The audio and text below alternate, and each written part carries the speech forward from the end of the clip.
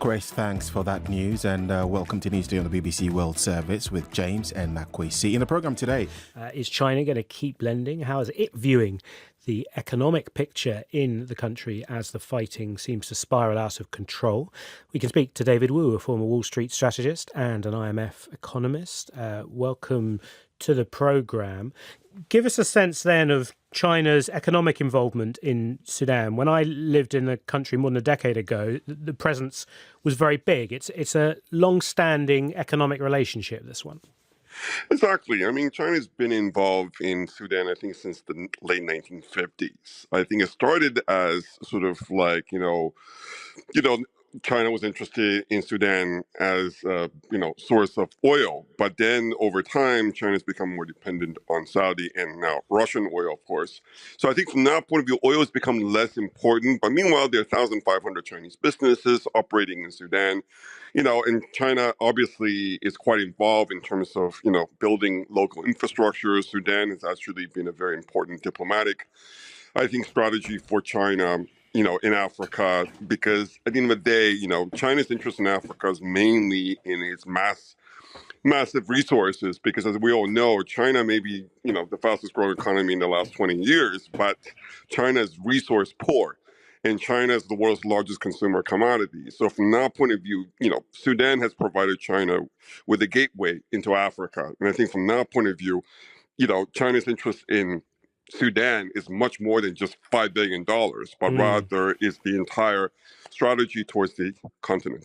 Yeah, that's a very interesting perspective. How do you think decision makers in Beijing will be viewing these latest events? Will they almost be priced in economically, in the sense that instability, conflict in Sudan is sadly nothing new? We've had civil war in Darfur, we've had north-south conflict that led to South Sudan splitting away. Will that have all been factored in as a possibility when they're making these lending decisions?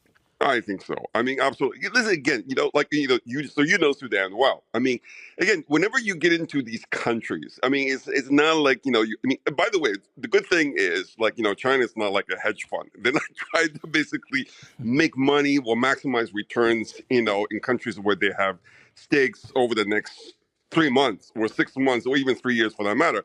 I mean, China's there for like 60 years. I mean, they figure, sooner or later, basically the warring party is going to come back to the negotiation table and things are going to move on.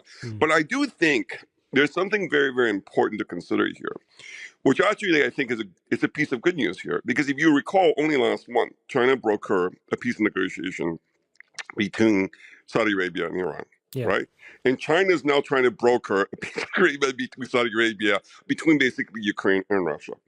I do think, given that Washington and Beijing are sort of vying for, friends and alliances in Africa, this is a case in point that actually China and the U.S. could potentially work together and bring about some kind of basically peace in Sudan. As we all know, the problem with Africa is the West doesn't really care about Africa. I mean, they rush into Ukraine, who knows? Maybe because they're white. But Africa, the problems have been allowed to fester because at the end of the day, the public in general and politicians in the West don't care enough about what's happening in Africa.